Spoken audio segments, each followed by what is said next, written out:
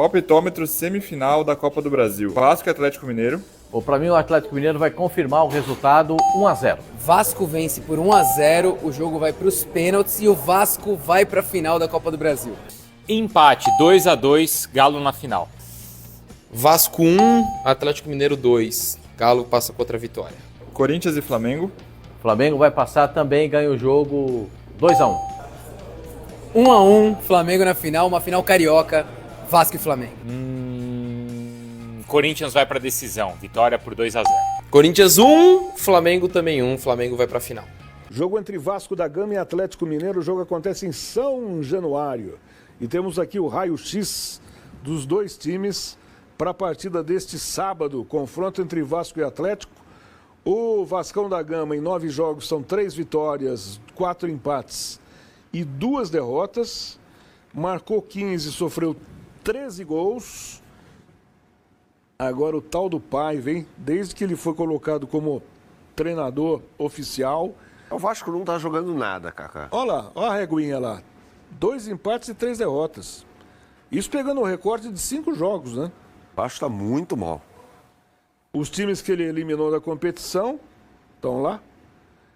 O Marcílio Dias, Água Santa, Fortaleza, Atlético Goianiense e Atlético Paranaense. Água Santa nos pênaltis. Fortaleza nos pênaltis. Fortaleza também, mas Água Santa... Sem Adson, David e Guilherme Estrela para o jogo de amanhã. David só volta no ano que vem.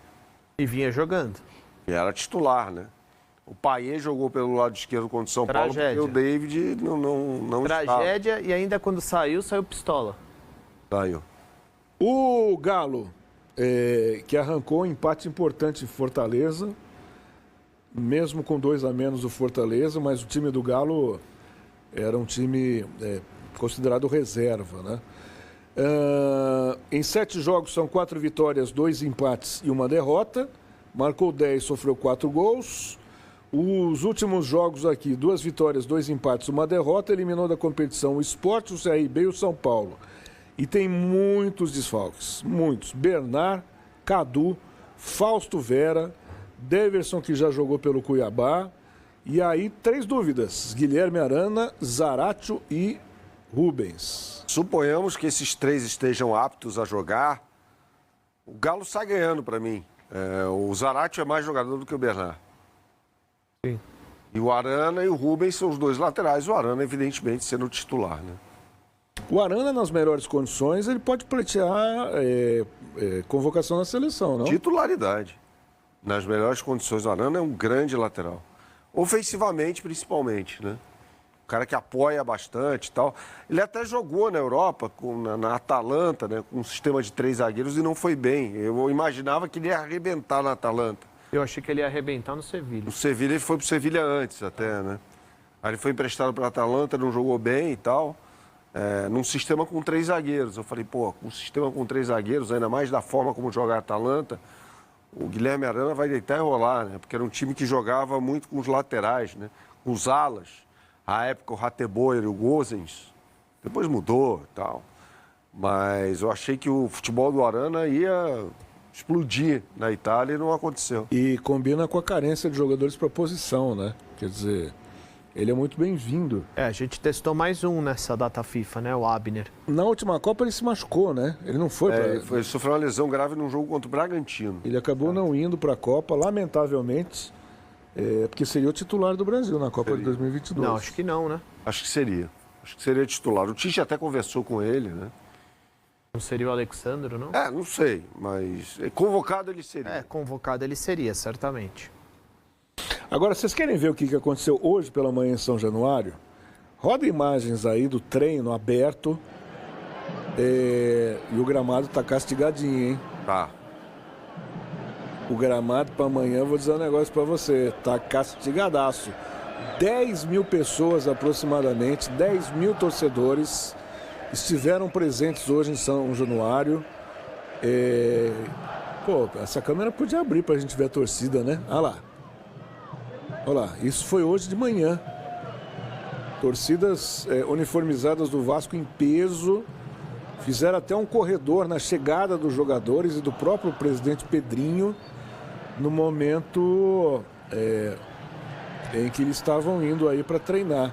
Isso mostra a seriedade, né? Como que o Vasco, com todos os problemas, mesmo não jogando bem, mesmo tendo oficializado o Paiva como treinador, mesmo com todos os problemas administrativos, o negócio da 777 que caiu fora, as dívidas, blá, blá, blá, blá, blá, blá, como o Vasco está encarando esse jogo de amanhã como se fosse uma decisão de Copa do Mundo. É uma decisão de Copa do Mundo, olha lá. O abraço que o torcedor dá nos jogadores e os jogadores retribuem aplaudindo ali junto ao alambrado. Aí o Pedrinho, o presidente Pedrinho. A torcida do Vasco tá sempre presente, né? Não é nenhuma novidade isso aí, né? Isso aumenta a confiança, né? Não é tão comum acontecer isso, mas volta e meia a gente tem aqui, principalmente quando os times vão fazer viagens internacionais, jogar mundiais ou torneios lá fora. Os times abrem realmente para os seus torcedores, porque hoje está cada vez mais distante, né, esse contato de torcedor com o jogador. Eu acho que é uma forma legal de o torcedor que não tem mais acesso ao estádio por causa do preço dos ingressos, ter contato e festejar os seus jogadores, entendeu? Então quando a gente vê, por exemplo, festa em embarque de time para disputa de algum jogo importante, chegada de jogador celebrada em aeroporto, treino aberto, né? Tem muita gente ali que não tem mais condição de ir ao campo de futebol. Isso ajuda a amenizar esse baque. Muito bem, estou sem retorno aqui. Fala alguma coisa aí, Kleber, para ver se está funcionando o meu ponto, que eu acho que não está mais, morreu. Meu ponto morreu. Fala alguma coisa você também aí. Alguma coisa. Alguma coisa sobre o Vasco da Gama? Precisa jogar mais bola, Kaká. Vasco contra o São Paulo foi um horror. Ele não pode insistir com essa ideia de ter Felipe Coutinho por dentro e Payet pelos lados do campo. Payet é um jogador técnico, um jogador importante, mas ele não faz a função ali. Nós falamos aqui a respeito da facilidade que o São Paulo encontrou no último jogo pelo lado direito do ataque, lado esquerdo da defesa do Vasco. O Igor Vinícius e o Eric. Exatamente, fazendo 1-2 ali para cima do Piton, que também não é um grande marcador, mas que também não contava com a ajuda de quem estava ali um pouquinho mais à frente no setor, no caso o Payet.